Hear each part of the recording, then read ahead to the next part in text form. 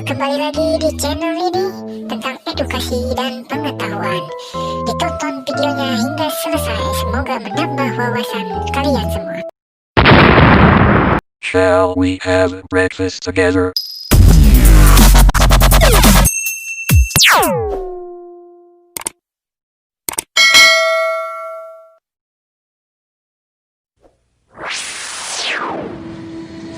Pernah ngebayangin nggak apa jadinya dunia kalau simbol ini nggak ada? Mungkin semua kemajuan ini nggak bakal pernah ada. Dan yang lebih parah, kita mungkin masih akan terjebak hidup di hutan tanpa kemajuan. Semua cuma dari satu simbol ini. Satu simbol penting yang mampu melahirkan ilmu-ilmu yang kita kenal sekarang, yang mengantarkan kita, manusia, nasibnya begitu berbeda dengan spesies-spesies lain yang pernah hidup sebelumnya. Di saat kita semua sibuk dengan ilmu-ilmu yang ada sekarang, hanya sedikit dari kita yang belajar dan menguasai simbol penting ini. Oleh karena itu, siap-siap. Kita akan berangkat dalam petualangan ke tempat dari mana ilmu pengetahuan berasal. Sebuah ilmu yang menjadi induk dari semua pelajaran yang ada di sekolah kita sekarang. Ini dia, filsafat.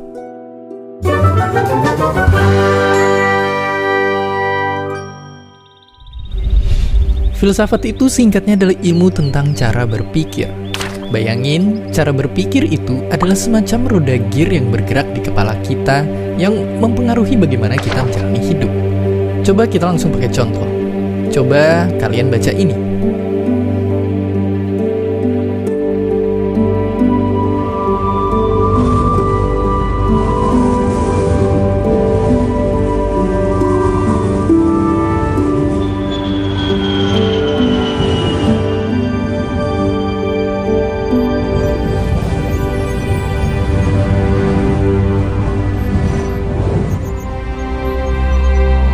Apakah kalian merasa tergerak? Kutipan-kutipan ini adalah contoh cara berpikir. Cara berpikir bisa senyata itu. Ia bisa mempengaruhi dan mengubah hidup kita. Nah, filsafat itu intinya adalah ilmu yang membantu kita membuka lebih banyak lagi cara berpikir dalam hidup kita.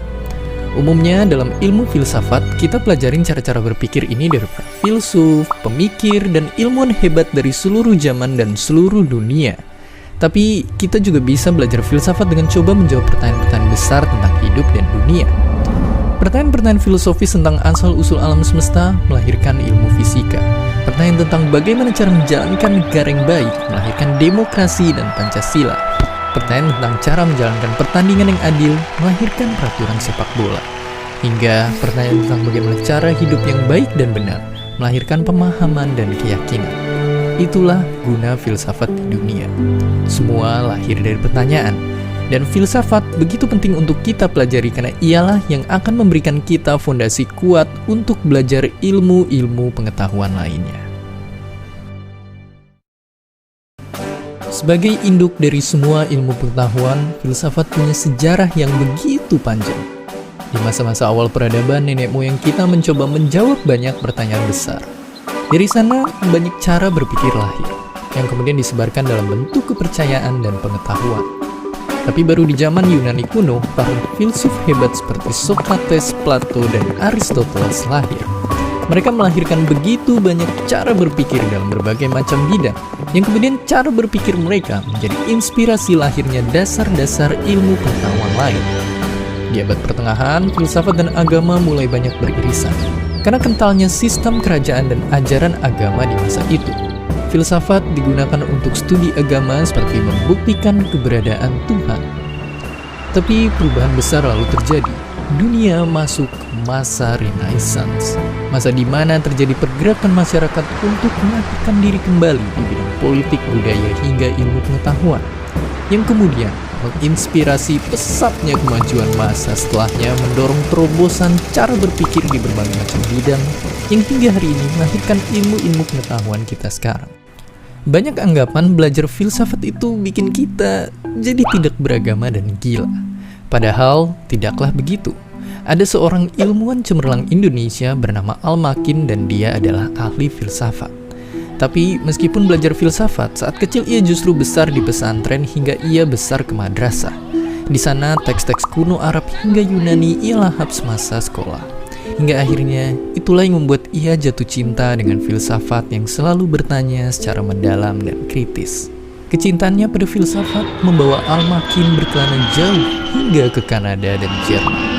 Atas kehebatannya, ia pun diangkat menjadi guru besar, menyebarkan ilmunya hingga ke negara Jerman, Singapura, hingga Australia. Ia mengajarkan tentang filsafat keragaman dan pluralisme. Ia bilang filsafat bukanlah hanya ilmu mengawang-awang. Keragaman adalah sesuatu yang nyata dihadapi warga Indonesia, dan itulah yang jadi misi hidupnya. Mengajarkan cara berpikir keberagaman lewat bertanya dan berdiskusi, bukan dengan peluru.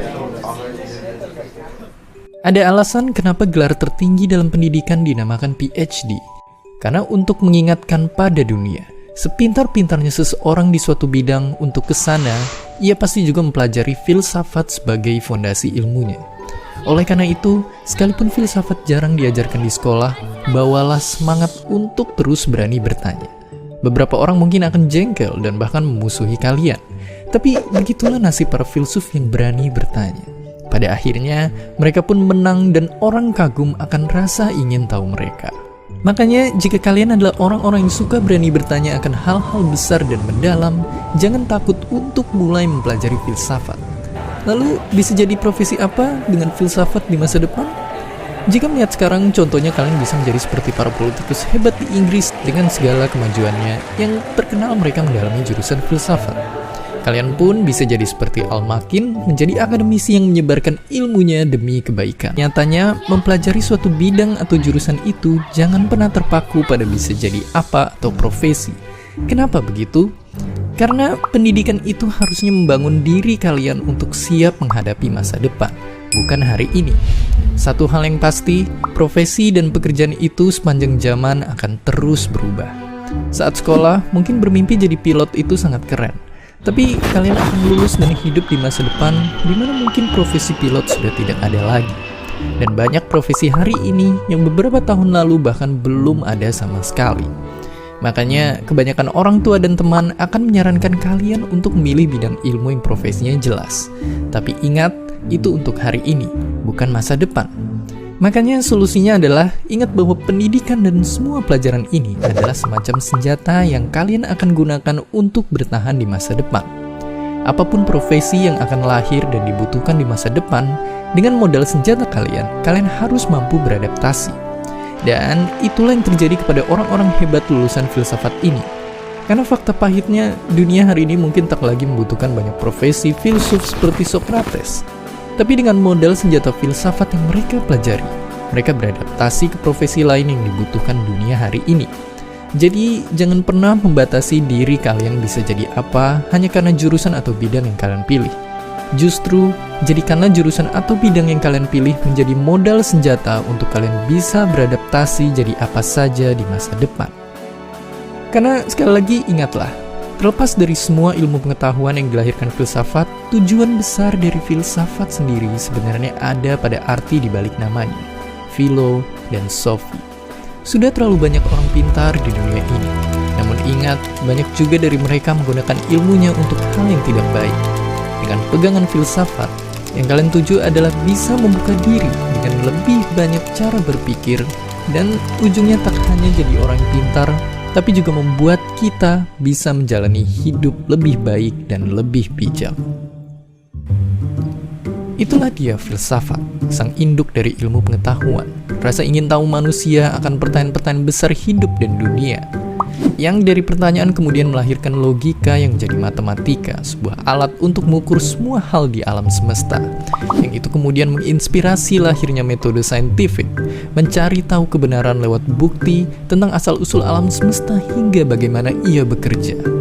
Tapi tak berhenti di semesta saja. Sains juga kemudian digunakan kita untuk mencoba mengerti kompleksnya makhluk hidup, termasuk kita, manusia. Bagaimana tubuh dan otak seorang manusia bisa bekerja, termasuk juga berkembang hingga bagaimana jutaan manusia yang punya otaknya masing-masing berinteraksi satu sama lain membentuk masyarakat. Lalu, di tahap hingga sejauh ini, sains menembus wilayah baru. Tak seperti ilmu fisika yang bisa memprediksi sebuah bola akan jatuh di mana, sangat sulit untuk memprediksi manusia dan masyarakatnya. Tapi justru di ilmu-ilmu sosial lah, metode sains yang objektif juga dikombinasikan dengan penjelasan terhadap manusia yang begitu subjektif. Tapi semakin kita ke ujung, ada wilayah di mana subjektivitas manusia sepenuhnya berkuasa. Di sini, keindahan perasaan dan makna mengisi hidup kita, menciptakan sesuatu yang menembus batas imajinasi, yang dimana seringkali inspirasinya berasal dari mencoba menjawab pertanyaan-pertanyaan besar dalam kehidupan dan dunia, yang sangat mirip dengan wilayah di mana kita mulai mengembalikan kita ke awal, yaitu filsafat dan pertanyaannya. Inilah dia, ilmu pengetahuan kita. Dan bersiaplah, pada episode selanjutnya, setelah ini, kita akan berkenalan kembali dengan ilmu yang merupakan kode rahasia dari alam semesta. Sebuah bahasa yang mengatur semua yang terjadi di dunia ini.